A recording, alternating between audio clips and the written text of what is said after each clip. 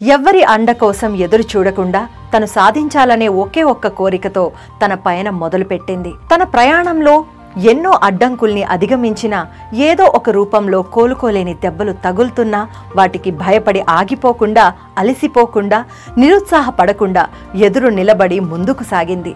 అట్టడుగునున్న మారుమూల సంతాల్ ఆదివాసీ తెగ నుండి ఉన్నత శిఖరాన్ని అధిరోహించే స్థాయికి వచ్చింది. ద్రౌపది ముర్ము ఈ స్థాయికి వచ్చిందంటే ఆషామాషిగా వాటిని దాటుకుని రాలేదు. మనకు కనిపించని ఎన్నో కన్నీటి గాథలు ముర్ముతో ఉన్నాయి.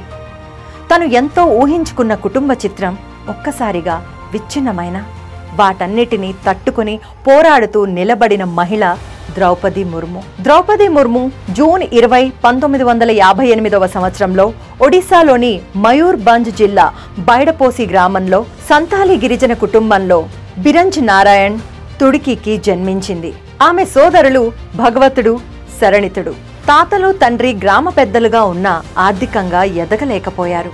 ఆ కుటుంబంలో పుట్టిన ముర్ముకి చిన్నప్పటి నుండి కష్టాలు, కన్నీళ్లు తోడుగా నిలిచాయి.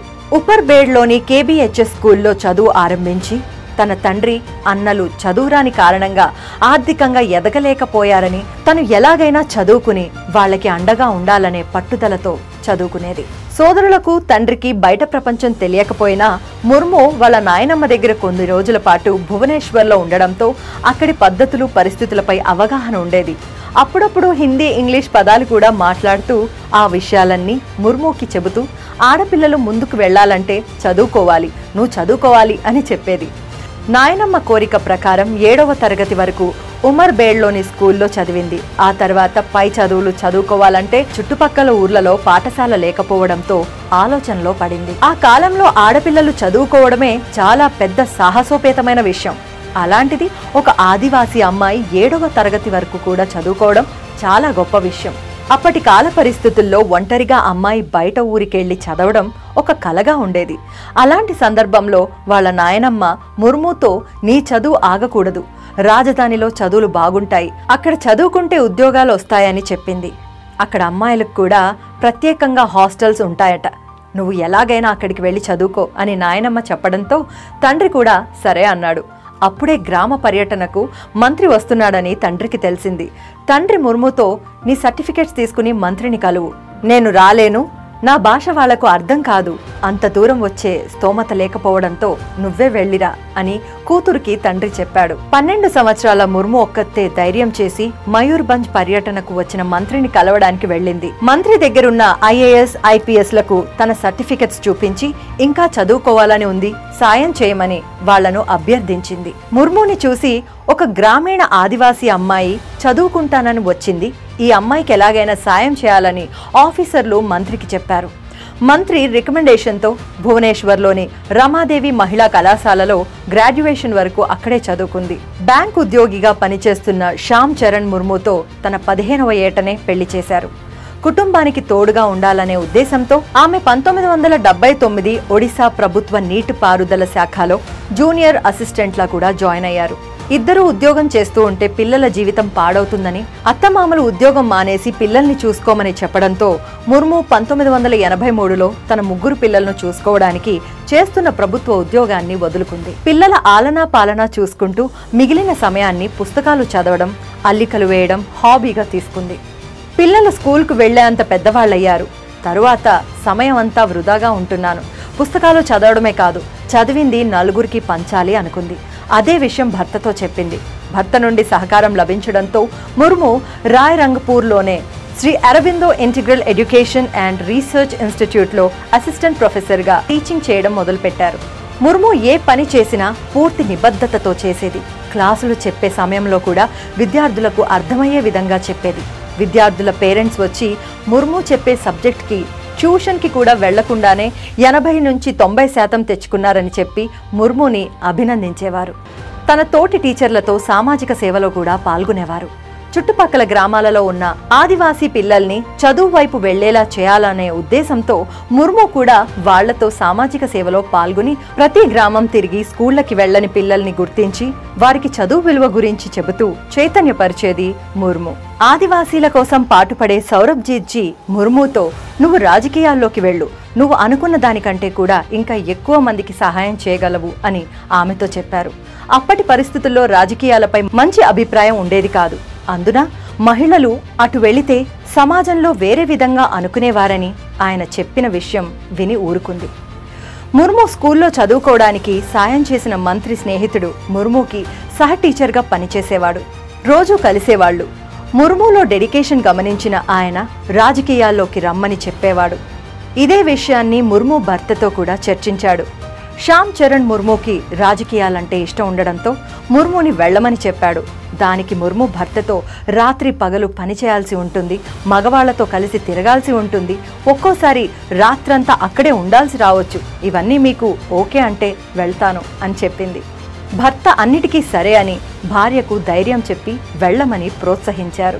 ద్రౌపది ముర్ము 1997లో బీజేపీలో చేరి రాయం రంగపూర్ నగర్ పంచాయతీ కౌన్సిలర్ ఎన్నికల్లో విజయం సాధించడం ద్వారా తన రాజకీయ జీవితాన్ని ప్రారంభించారు.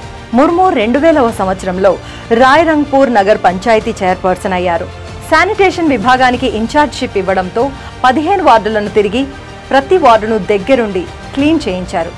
ఆమె సేవలను మెచ్చి బీజేపీ ఎమ్మెల్యేగా అవకాశం ఇచ్చింది. మళ్లీ భర్తని పిల్లలను అడిగింది. వాళ్లు పూర్తి సపోర్ట్ చేశారు. ఒడిశాలోని రాయరంగపూర్లో ఎమ్మెల్యేగా గెలుపొందారు. భారతీయ జనతా పార్టీ మరియు బీజు జనతాదళ్ సంకీర్ణ ప్రభుత్వం ఆమెను వాణిజ్య మరియు రవాణా శాఖకు మంత్రిగా నియమించింది. మార్చ్ 6, 2005వ సంవత్సరం నుండి మరియు ఆగస్టు 6, 2002 నుండి మత్స్య మరియు జంతు వనరుల అభివృద్ధి రాష్ట్ర మంత్రిగా, మే 14, 2004 వరకు ఆమె మంత్రిగా కొనసాగారు. ఒక మహిళ ఏం చేస్తుందిలే అని అనుకున్న వాళ్ళు ఉన్నారు. వాళ్ల మాటలు నిజం చేయకూడదని, ముర్ము పని చేయట్లేదని ఒక్కరు కూడా అనకూడదనే ఉద్దేశంతో రాత్రి పగలు కష్టపడి పనిచేసింది.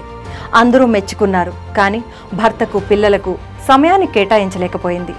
మినిస్టర్ అయ్యాక తన తల్లితో పాటు సోదరుడు కుటుంబాన్ని తన దగ్గరికే పిలిపించుకున్నారు. ఆర్థికంగా చితికిపోయిన సోదరునికి అండగా నిలిచి సొంత ఇంటిని కట్టించింది.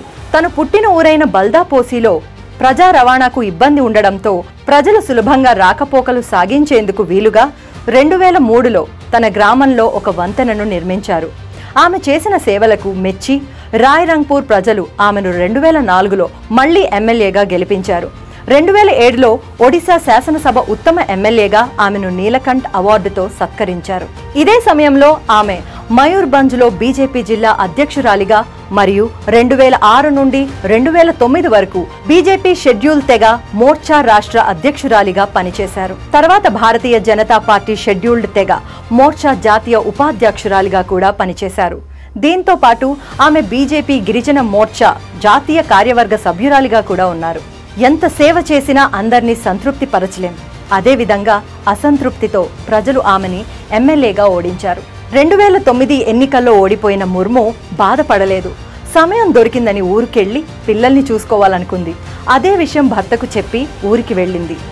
ఆ సమయంలోనే అనుకోని పరిణామం, పెద్ద కుమారుడు మరణంతో భార్యాభర్తలు తీవ్ర మనోవేదనకు లోనయ్యారు. డిప్రెషన్లోకి వెళ్లారు. బంధువులు, స్నేహితులు ఇలా డీలా పడిపోతే ఎలా అని ధైర్యం చెప్పారు. ఉన్న 2 బిడ్డలను చూసుకుంటూ తనని తనే ఓదార్చుకుంటూ నిలబడే ప్రయత్నం చేసింది. అదే సమయంలో తనకు సరైన ఓదార్పునివ్వగలిగింది బ్రహ్మకుమారి సిద్ధాంతాలను ఫాలో అవ్వడం ప్రారంభించారు. ధ్యానం, యోగా చేస్తూ ఏదో ఒక పనిలో ఉంటూ ప్రతి గ్రామం తిరిగేది. మళ్లీ నిలదొక్కుంటున్న సమయంలో 2013లో ముర్ము 2వ కుమారుడు కూడా చనిపోయాడు.